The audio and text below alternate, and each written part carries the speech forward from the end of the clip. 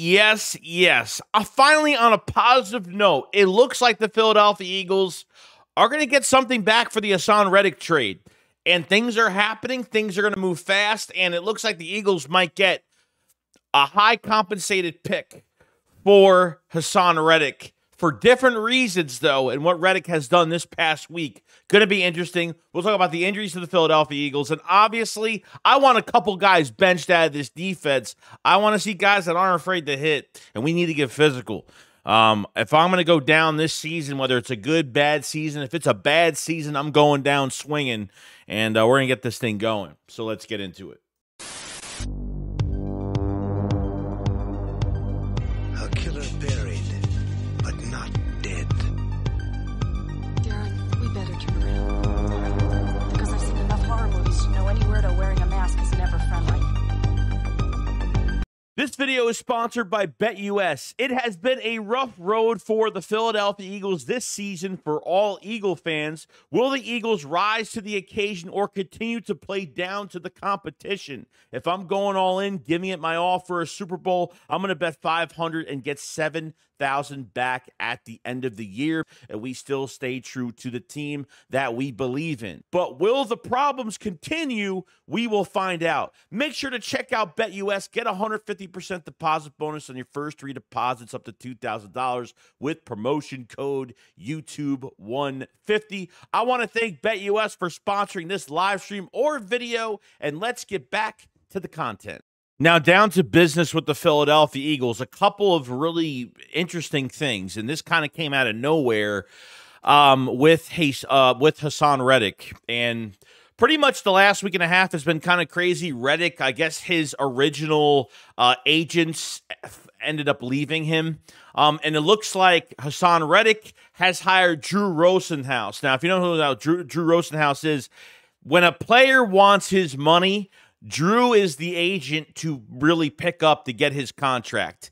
Drew Rosenhaus has been one of the more successful agents that gets a lot of money for his players, and he's done a pretty good job for a lot of players that deserve the money that they get. And it looks like Reddick is going to be protected by him to see what they could do with a trade. Now, the news did come out the other day that Hassan Reddick and the Jets seem to agree with. They're going to trade him. A trade is going to happen. So, no, the Philadelphia Eagles won't reacquire him because of NFL-mandated rules. The Eagles can't trade for a player until 2 years later from the same season. So, that can't happen unless Reddick gets cut. So, it looks like Reddick is going to get traded regardless, and he's got the agent to do it to get him the most money possible. I'm actually very interested to see what he's going to get paid, what's going to happen there. But the 26th third-round conditional, the Eagles trade to the Jets. What happens with that whole situation? Well, we got some news from Josina Anderson on that situation. Now, she says, I'm told Jets 2026 second-round pick is conditionally involved in the trade that sent Hassan Reddick to Florham Park from Philly, per sources. My understanding is that said condition is dependent upon the specifics of where Reddick lands if trade again. Now, the new news on the situation now, so it sounds like the Eagles will get not the third. We don't have to worry about Reddick playing for a team this year, getting traded, getting the 68% of the snaps, 10+ sacks to get that second-round pick in 2026. Now it sounds like with the new news from Josina Anderson continued is that if the Jets trade Hassan Reddick to an NFC team, anybody in the NFC, okay, the Eagles will get a second-round pick for 2026. And that's really big. That's huge. I honestly didn't, the Eagles gave Reddick away like it was nothing. The 26th third-round conditional was not something I really wanted, more something for next year. But a 26th, third-round conditional, that could potentially turn into a second-round pick now. Not by statistics from Reddick. Now all he has to really do is get traded to an NFC team, and the Eagles will get that second-round pick, which is fantastic. That could be ammo for next year. That could be ammo for whatever they are going to do, whether it's 25, 26, whatever. So that is what's going on right now. That is the latest on Hassan Reddick. That third-round conditional was interesting because I've never seen this happen before. That's why this is a totally different situation where player gets traded, supposedly is supposed to sign a big contract. The Jets don't have the pen and paper ready, and then gets traded again. Never signed a contract. Obviously, the Jets are falling apart right now with Robert Salah getting fired and some changes are being made. And maybe the Jets do need Hassan Reddick on that defensive line right now. But it just seems like it's, Reddick has held out enough, doesn't care about how much money he loses. But Drew Rosenhaus is going to, make sure that he gets the money he deserves and he does deserve it. There's no doubt about it. He definitely deserves more than $14.5 million for this season. So now, don't worry about Reddick playing this year. Even if he gets traded and starts playing, we don't have to worry about the 10+ sacks. We don't have to worry about the 60-something% of the snaps he has to play this season. If it's an NFC team, if he gets traded to an NFC team, the Eagles will receive that second-round pick, which is absolutely amazing. So that's pretty much what I guess the Eagles might have had to get a call too and get some information on what's going on with this. This way they know what's going on. But you know what? To get a second-round pick for Hassan Reddick straight up would be fantastic. Hopefully he gets traded to a team in the NFC, and we get it, and we have that in our back pocket. For a 30-year-old edge rusher that did really well for the Eagles, a second-round pick is not bad for a player that's 30 years old. So that's a nice pick to have. Let's see if we get that pick. We'll see what happens in the meantime. With the situation with that. So let me know what you guys think about that stuff. Now, we go to the injuries, okay? Now, it looks like Jordan Mailata, we saw him after the game, was in a sleeve, has a hamstring injury, was walking on crutches. It seems like he is going to miss a couple weeks. I heard from Nick it was a couple weeks. I heard it was several weeks. But thank God the season is still early. It's very early in the season right now, but this is a very big loss because this is Jalen Hurts' blind side now that we have to watch out for, okay, which more turnovers could happen if Hurts is not careful enough in the pocket. We haven't really been a big fan of Hurts' pocket awareness this season, other than the coaching and what's going on with this team. But losing Mailata is definitely big. But to lose him early in the season and getting him later where it's not season ending is a great thing. So Fred Johnson will most likely take that left tackle spot. Now, he necessarily didn't play fantastic. Hopefully, Fred Johnson just gets better over time, but he didn't really play too bad. I know he gave up a couple sacks, a few pressures, he just needs more work, and this is just what we have to deal with right now. We don't really have a replacement left tackle because Mekhi Becton, they're definitely not going to move him from that right guard spot. They like him at right guard right now, so they kind of want to keep that right side solidified with Lane Johnson back.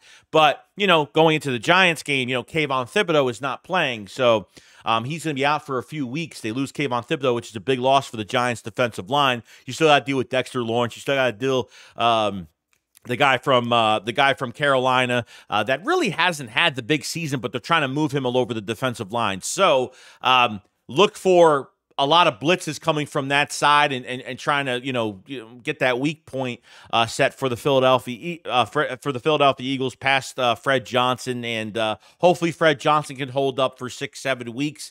If that's the case, so it's still early in the season right now. So a big loss at left tackle, no doubt. But I feel pretty good as long as the play calling, things can't take too long to develop. You need to get the ball out of the hands. You need the short passing game. Things have got to happen quick with this offense and run the football, definitely.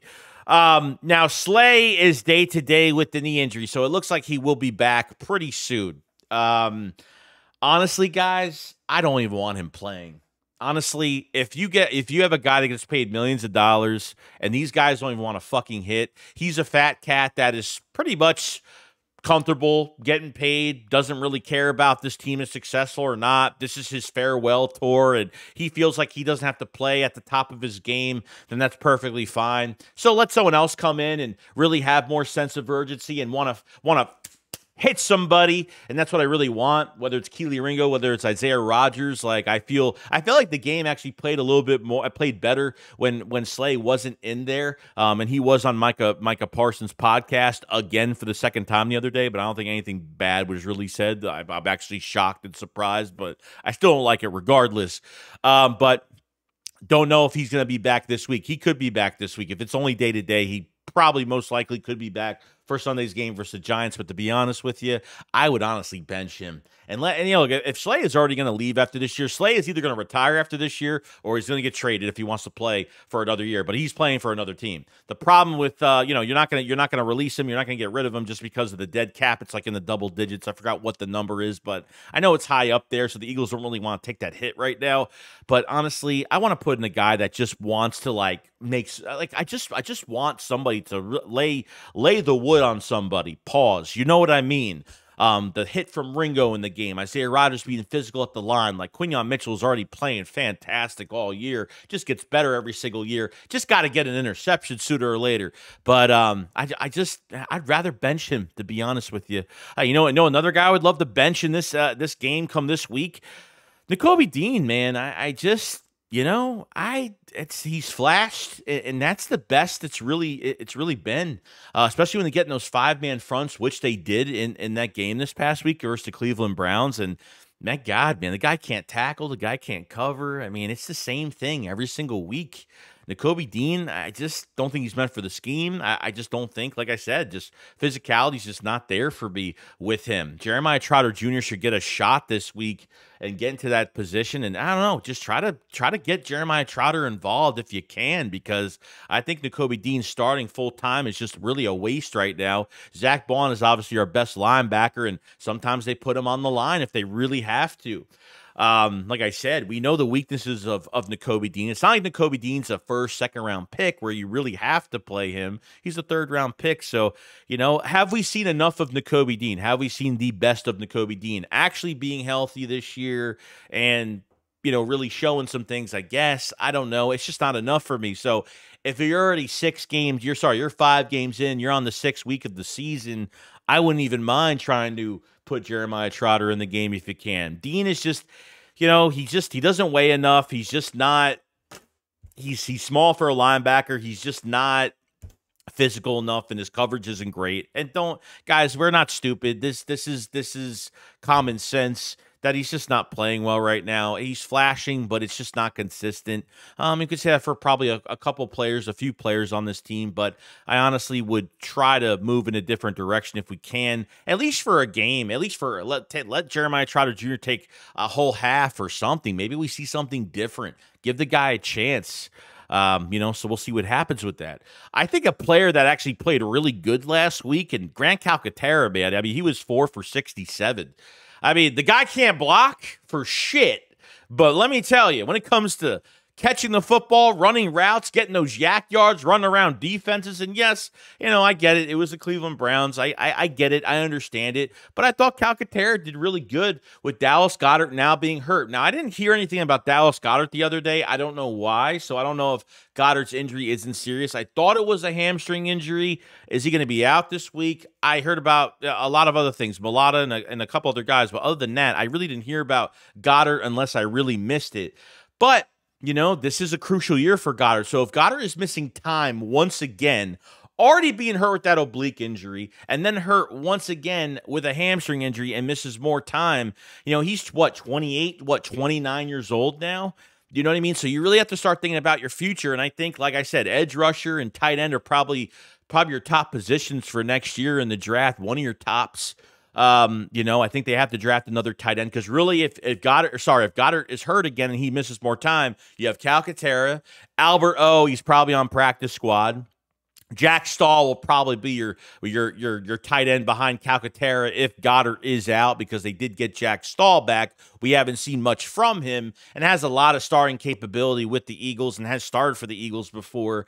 But Calcaterra, I got to say, man, not meant for blocking, but as a route runner, catching the ball, and after the catch, he's absolutely fantastic. So I thought he had a monster game. Had, I think, four. He had caught the ball 4 times, but had a first down and had 2 really big plays in that game. I thought he helped out really well. The one thing I do have positivity from that Cleveland Browns game is that they really distributed the ball really well. I thought they gave the ball to a lot of guys, and everybody worked for it, and it was nice to see everybody pretty much trying to get involved. You weren't relying on one guy, 2 guys, both your receivers. You're relying on others. So it was nice to actually see that in this game.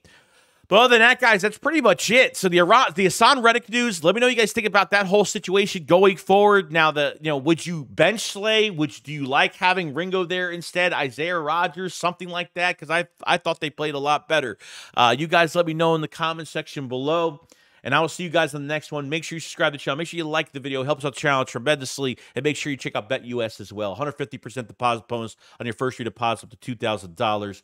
Promotional code YouTube150. Check it all out. Bet, win some money, go do your thing. And I will see you guys on the next one. Shakes what up, follow slide. Peace out, guys. Peace.